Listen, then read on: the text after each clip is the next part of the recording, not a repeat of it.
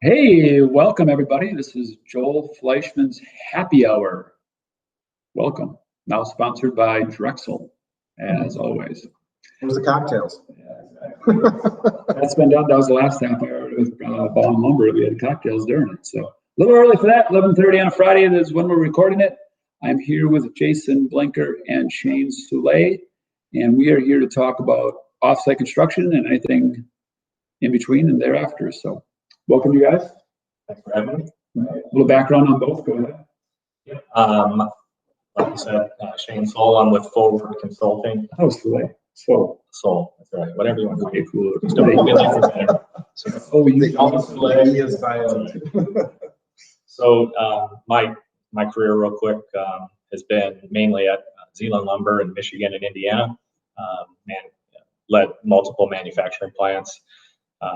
Went on to do some consulting nationwide for multiple different companies. And one of the things that's really driving me is just continuous improvement for our industry, and specifically when it comes to robotics and some of the new things that are available on the market. So excited to talk to these guys about it. Met with some of the team earlier today, and working up a plan for the future. So Cool. Welcome, Shane. Jason Blenker, oversee the manufacturing for Drexel Systems. Part of the recent merger and acquisition of Drexel back in May. So excited to be on board. Been in the construction industry my whole life. Been a part of the offsite manufacturing for the last 20 years. So excited for the future. There's a lot of good opportunities, a lot of things that I think we could take advantage of that a lot of people are talking about, but are not executing on yet. And I think we've got a real opportunity to move the needle within this industry. So we had an opportunity today to sit down with what we call the Operation Janus, which is based on the Greek god Janus, that is two-faced, and not in a bad way two-faced, maybe in a bad way. I didn't do enough Greek mythology, but it's a Greek god of two faces, which means they're always looking forward and always looking back. So we have a leadership team that reviewed that. And Shane came in today. We hired him as a consultant to look at our company as far as how we can, basically you had two goals, right, Shane? What was the two goals I gave you? two goals were to, as fast as possible, double the production capacity. And then on top of that, medium long term is to gain 30% plus of the Wisconsin market share in components. So let's call it what, your moonshot. Yeah. Big fat audacious goals. BHAG. These guys are audacious goal. Yeah, these guys are more into analogies than me, but I didn't want to call it BHAG because I don't think it's that big or hairy. I think it's just reality. So it's just something we got to get done. So we came in and did that today. That was real interesting. We're just going to hit on some of those topics today over the next few minutes. So having said that, Shane, I guess, what do you think we're seeing here right now in offsite construction, or Jason? What's the turning point? What's the tipping point? Why are you so excited about it? Why are you so intrigued by it? So I talked a little bit to the Janus team this morning, and one of the things, our industry has been just sleepy. So if you look at just efficiency gains within different industries, and you look at the map, we are the least efficient and growing company. We're actually less efficient than we were in 1960. So there's a ton of opportunity for. What do you mean by less efficient? So the amount of when you look at the cost to put a house up, and it's actually going up compared to what it was per square foot in 1960. So a lot of things go with that. There's a lot more customization, but with that customization, we're still doing things the same way we did 20 years ago. There's some slight increases, but our industry in general has been slow to react to the technology that's available along with robotics. As far as manufacturing goes, we're one of the only industries that is not taking advantage of robotics. And what we do is a lot of repetitive things. So that's an area where we can become more efficient, which helps the cost of housing. And it actually answers some of the problems that our industry has. So if we could offer more affordable housing, we could sell more houses. It makes it better for the economy. And now the technology is there, and there's people like Drexel and multiple other companies that are now willing to kind of look at these new things and start the trend of growth in these areas that were too scary for our industry in the past. So, Jason, your mom and dad were builders. You grew up in construction. Why did you, I've never even asked you the question. Why have you always been drawn to off-site construction? Like, I know that's a passion of yours, but I don't exactly know when either the light bulb went on or just your thoughts of, hey, no, this is what I kind of want to build my career and legacy around. You know, that's a great question, Joel. And I think I look back, you know, growing up in the industry, and I think it really hit me probably early 20s. You know, I'm out on a job site, and I think I was going back through some of the photo albums that my dad had, and they always kept, you know, a journal of some of the projects that they had, and just nothing had changed. And you got guys who were building walls in the mud out in the rain, and it's just like, this is so primitive. It like we barely evolved out of caves here, it feels like. So there's got to be a better way, right? Like, I'd say we're building homes just the way Jesus did. Might be a slight exaggeration. And not that we need to reinvent the whole structure, but it's like, how is this the best that we can do? You know, and my dad told stories about the nail gun and how, you know, people thought the nail gun was going to be the death of the carpenter. And it's like, we haven't evolved that far. So how can we make things more efficient? How can we make people more productive, you know, doing what they're doing? And that's really, I think where my passion comes from, is just how can we make the job site, it costs so much money, there's so many inefficiencies, there's so many wasted trips on a job site. Going back to that 2x4 pile, it's just mind-numbing. I'm going to age myself here. I'm so old enough to remember our industry is so slow to change. Mike Nye and Chuck Schultz are the last two that I knew that did it in our area at Campbell Sport Building Supply. The builders said, I can build it by hand nails using a hammer quicker than nail guns. That was a real thing for probably 5 years. We're so slow to embrace, accept, or even consider something that might be quicker.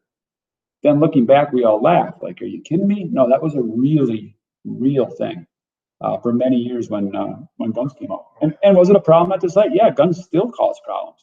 Hammer and nail always work. So that was always an issue, but obviously there was no going back once that started. So we look at the same thing for offsite construction. So for both of you, if you were a Wikipedia page and you had about 4 sentences, so Shane, be careful. Okay, no. I need you to define, in your words, offsite construction. Offsite, I got to rethink this. So offsite construction. Let Jason go first. Yeah, you can go. Jason first. Yeah. Offsite construction to me is replicating what's done in the field easier, faster, and better in a controlled environment. That's what it is to me. Yes. In one sentence, it's making it easier and faster in the field. So that's fair. Yeah. That's fair. And so let's just talk about the market a little bit. Shane, you get it all over the country. Pandemic's going on. What do you, what's the vibe? What's the pulse for the next? Currently, August 7th, lumber pricing escalating. People freaking losing their minds out about everything in the planet. Construction-wise, what's your crystal ball say? What's all the intel say for third, fourth quarter, or even into spring 2021?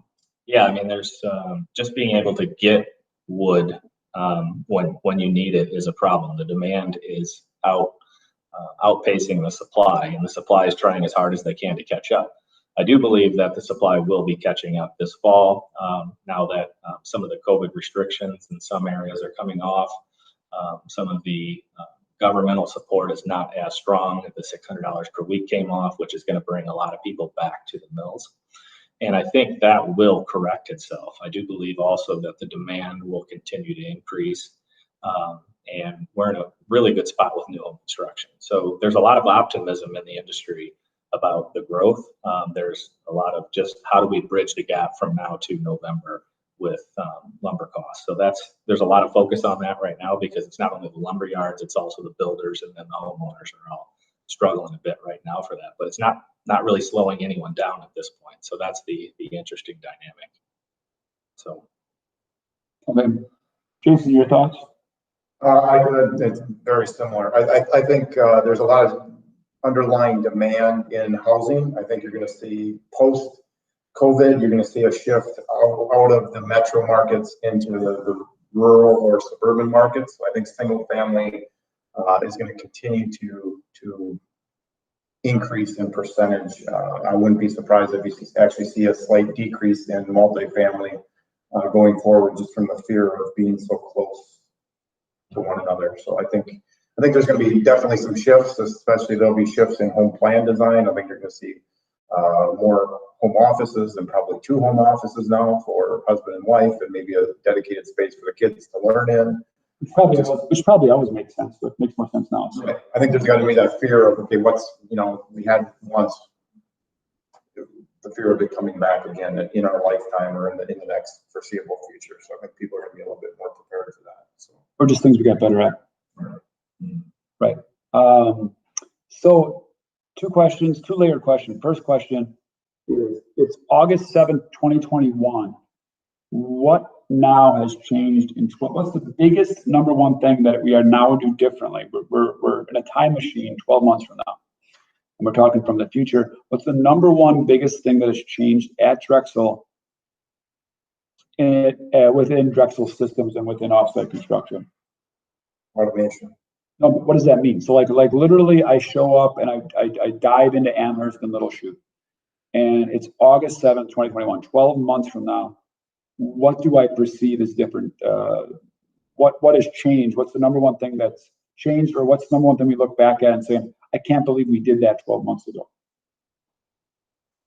I think we've got improved systems in place with streamlined integrated automation that allow our existing team to take on more projects, more work, be able to do.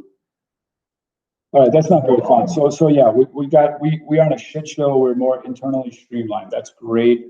Corporate talk. Give me one magic thing that you think is in 12 months. I can literally walk out on the floor, or I can literally walk into somebody's computer, and you're like, yeah, we got that done. Like not like that's a thing. That's a thing. Magical. The magical. I walked out. Yeah, not magical unicorning. Like you do that. Like we brought that in. That's better. Again, this is not verbatim. This is just a prediction. No one watches these anyway, so they'll never go back and hold you to it. I think you're going to see a robot in that facility that is installing parts and pieces in a truss and making that product a higher quality, more consistent product for the end user. I'd say for me, I think tangibly, a new saw at Amherst that upgrades from a previous saw, but does a lot of its own picking, picks its own lumber, cuts multiple boards at the same time, places it just in time, and really is a lot more efficient and better. So I think that's one of the first steps I see coming. That's a tangible one. I'd love to see a robot in that time period, but it'll be definitely a different look and feel about the way the future is going to look in general. So I'll say we're 12 months from now. Our blueprints are done for a new facility that's going to be able to gravitate more on. The starting point would be roof trusses, and then the finishing point would maybe be at some point a walk. That wouldn't be in 12 months though. So I would say blueprints are pretty much formalized for a new facility. I can't predict much beyond that. It's pretty murky, but I think that'd be a real thing.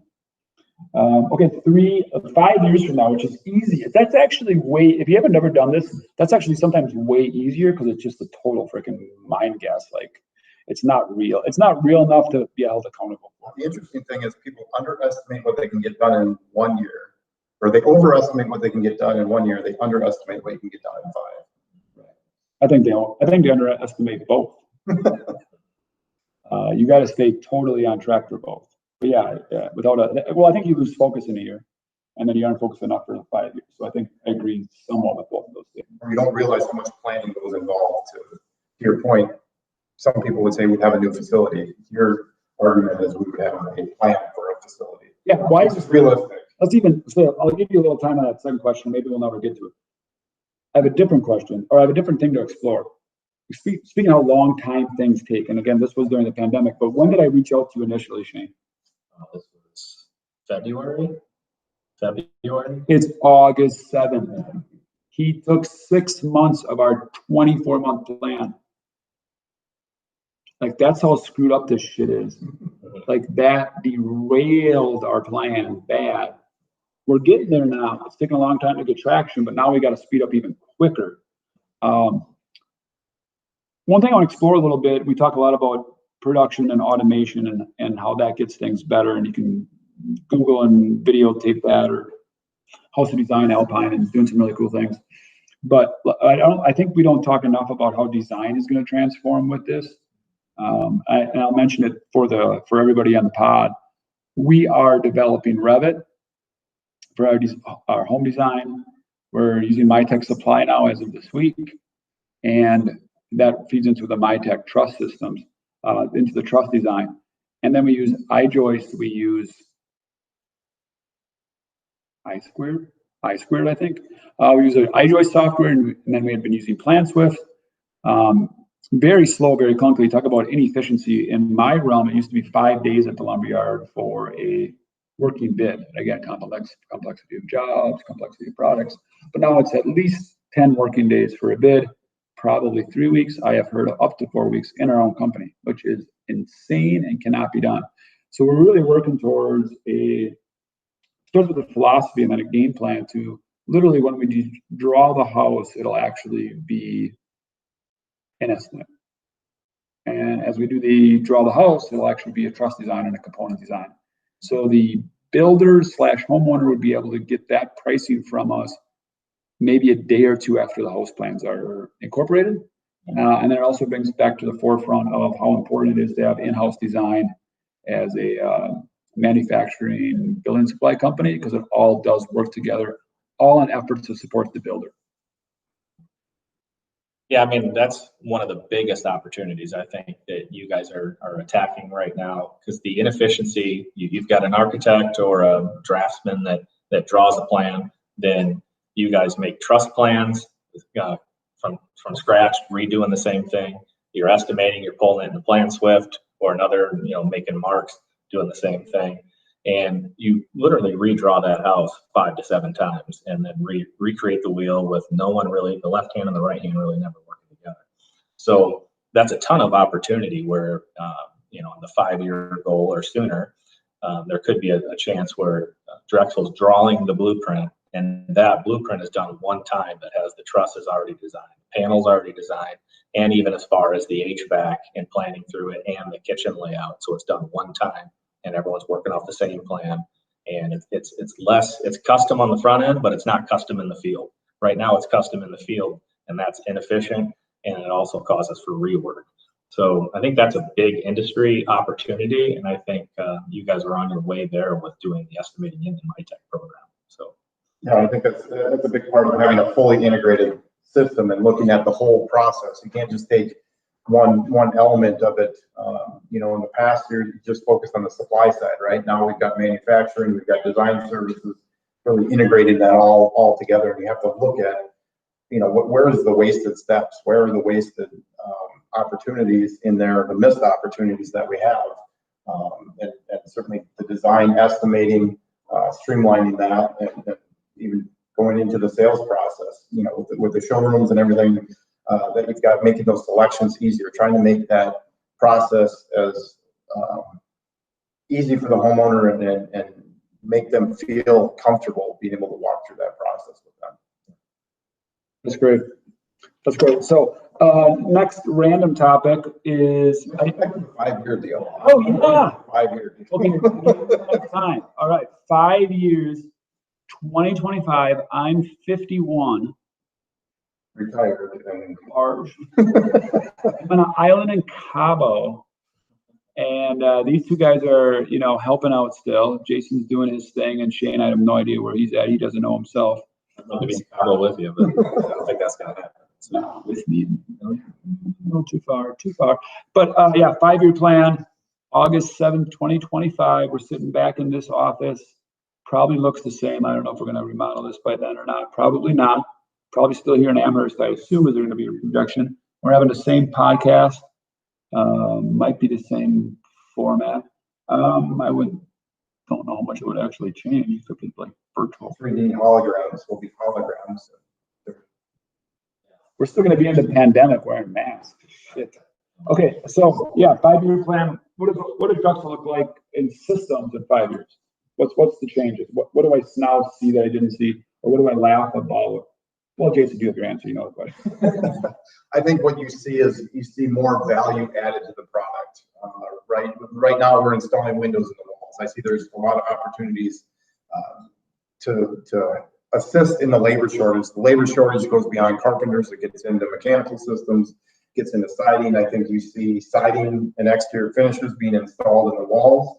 I think you see insulation, some sort of insulation system installed in the wall. Which one will come first? Will insulation come first or siding come first? I think if you're talking, I would say insulation, because I would say a rigid spray foam insulation would be the first and easiest application to do in the manufacturing facility. The jury's still out whether that's the best solution, but I think that's the easiest solution. So I see adding more value in the products we manufacture, integrating some of those mechanical systems into our floor panels and floor cassettes, working with some mechanical contractors to be able to do that. So just adding more value, the more dollars that we can get on a truck and ship on the truck, the less trips that we collectively have to make to the job site, the lower cost per trip becomes. So, what percentage of our builders in 5 years will be building with or any builder in Wisconsin? So how many homes get built in Wisconsin? 6 million. Right? Is it 6 million? There's only 5.8 million people. 600. 6,000. 6,000 homes a year. Decimal points. 6 million. 6 million studs. Sure. So 6,000 houses, how many are going to be panelized? Yeah, how many are going to be off-site construction and how many are going to be sticks, which is just a traditional framing package built on site? 5 years from now? Yep. In one form or fashion, not necessarily done by Drexel, but 75%. 75% in 5 years, and right now you think that percentage is what? 30, mid-30s. No, there's no way it's that high, mid-30s in panels.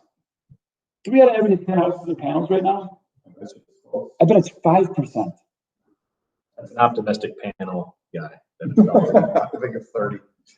30% would be like, that's 1,500 homes, right? 10%, 600. So yeah, 30%. It's like it's like 2,000.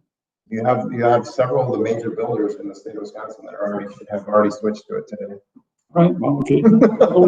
Give me the percentages first. What do you think? How many builders will be using off-site construction, pre-built floor decks, walls, windows in 5 years in Wisconsin? I'm going to say 65%, a little less than that, but I am pretty bullish on this. When you're fixing the off-site labor and you're installing it yourself for the most part, and if you're mixing in foundations, it's just a different way to build, and it won't make sense to do the stick frame piece. So I still think that there's going to be some old habits die hard, but I think that's going to be a minority at that point. So interesting. 5 years, you think our company looks like what on the system side? I think you are doing roughly 90 million in components, which is a huge number. Right now we do how many million, Jason? 30. 30. Round number 30. So triple the size in 5 years? Yeah. I think so. And I am going to go on a limb and say you're going to do it with the same number of team members that you have right now building. With robotics, just different skill sets, building it a different way. The hammering the plates on, lifting the truss up, a lot of those things will be different, and it'll be tweaking the robots they'll be doing different roles, but doing a lot more production with the help of the robots. Anyone want my opinion? Probably not. I'm giving it anyway. I think in 5 years, you're going to see standard of the builders we sell to are going to use our offsite construction services for foundation, stairs, floors, windows, walls, roof, and I think we'll have insulation figured out. What percentage? 75%. I think it's going to be like Drexel customers. Yeah, I think it's going to be like commercial. I think there's going to be a tipping point where if you don't do it, you're going to ask yourself why. It's going to be like when I started selling guns. Like guys were like, I need framing guns. Like I'm done.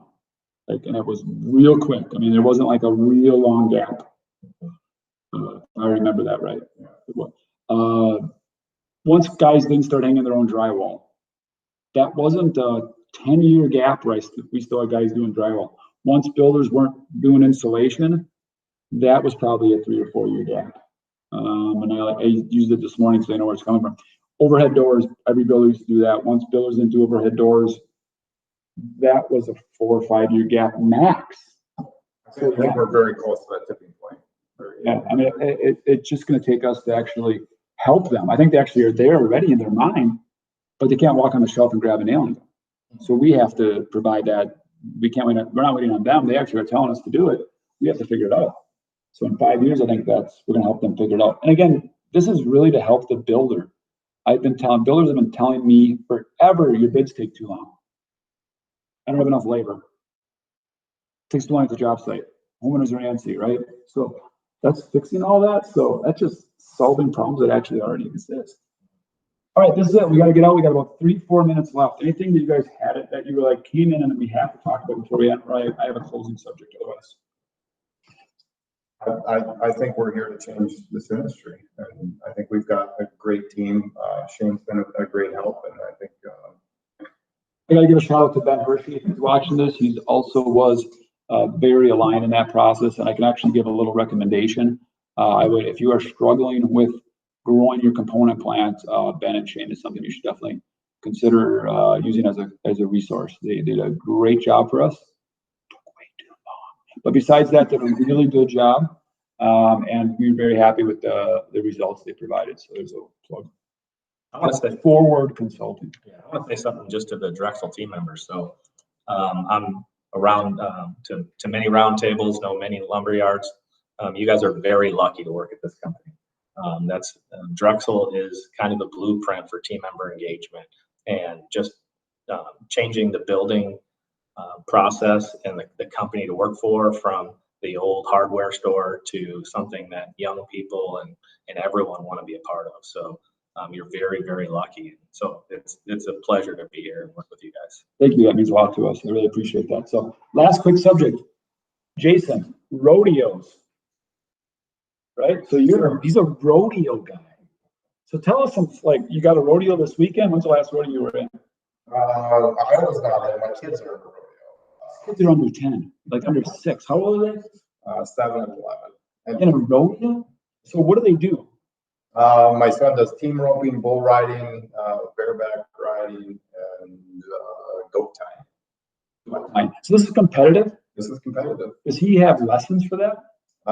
We can go out and practice out in the arena. We're actually heading down to Kansas to do some lessons this weekend. That's expensive? It's all relative, right? Anything with a horse is expensive. I know that answer.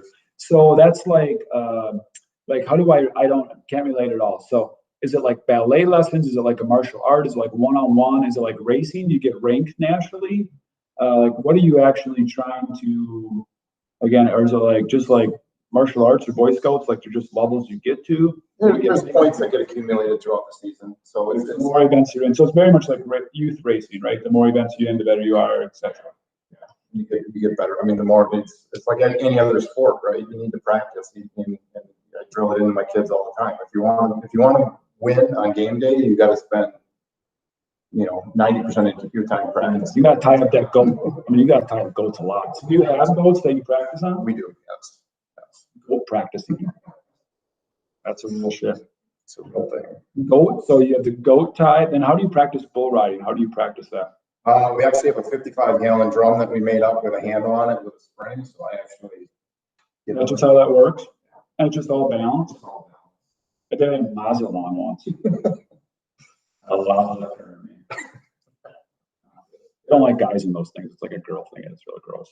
Could never done that. And what was the other one? Team roping. So, Team roping? yeah, so one person ropes the head of the steer, and then you have to rope the feet. Oh yeah. And it just rips in half. Never seen it done. The steer rips in half. Rips right in. Stretch it out. That's how they tenderize meat. Don't tell PETA. Don't tell PETA. So yeah, that's still a real thing. Now, COVID related, any restrictions, or it's outside? It's all social distancing. It's all outside. The Amherst rodeo is coming up next weekend. So. See, that sounds fun. August 15th and 16th and 17th. Where's that at? At the fairgrounds here in Amherst. Wow. Are we a sponsor? We are, yeah. And it's called what? The Amherst Little Britches Rodeo. Okay, and so no adults? No adults, 6 to 18. 6 to 18. Well, 18 is kind of an adult. How big a bull? Like that? When does the bulls get real? When do you get away from goats? The bulls get real about the time you're 9th grade freshman. So they have junior bulls and senior bulls. My son's in junior bulls, which are basically steers, and then are the bulls trained? Like, where do you find the bulls from? There's not that many bulls. They're bred to be. Do you bring in ringers? Like, does Amherst, is there like bulls in the area, or you got like ringers? No, they've got a guy that basically goes around to all the different rodeos. That's what I mean. It's just this deal. It's like a circuit. Breeds them and Makes them unrideable. They don't have names. Who is it like that? They do. That's an industry thing too. Remember the old car thing? That's the old thing. Remember that grave digger and stuff? Rodeos. That's great. Is there still a clown? Is the clown guy? Yeah, when the bulls are out, the clowns. He hires the clown? That's not him. That's part of his shtick. That has the bulls, yeah. He holds the liability. Like, what's the insurance look like on that? The association takes the liability. He's got his own insurance on the bulls in case they get out. Is there any good bull, like any good rodeo movies that I'm not aware of? 8 seconds. 8 seconds. That I kind of, is that a 90s? Yeah, it was from the 90s. Story Lane Frost, who died riding a bull. Is that the plot ending? Did you know where the plot twist? Never saw the Titanic. The boat goes down. What? You can't give me that plot right away. I'm supposed to like, why not? What? He dies? You can watch old westerns too. 8 seconds is your go-to movie. How many times have you seen it? Once. It's like this thing. Hoosiers, my basketball, my thing. I saw Hoosiers 8 million times. I know it ends the same every time. Jimmy Chitwood coming around. Yeah, I can make it, coach. I can make it. I get it. Okay, we're going to wrap that up. That's Joel Fleischman's Happy Hour. This is Jason and Shane. Thanks for tuning in. I got to feel what's next, or if we're ever having one again. But thank you.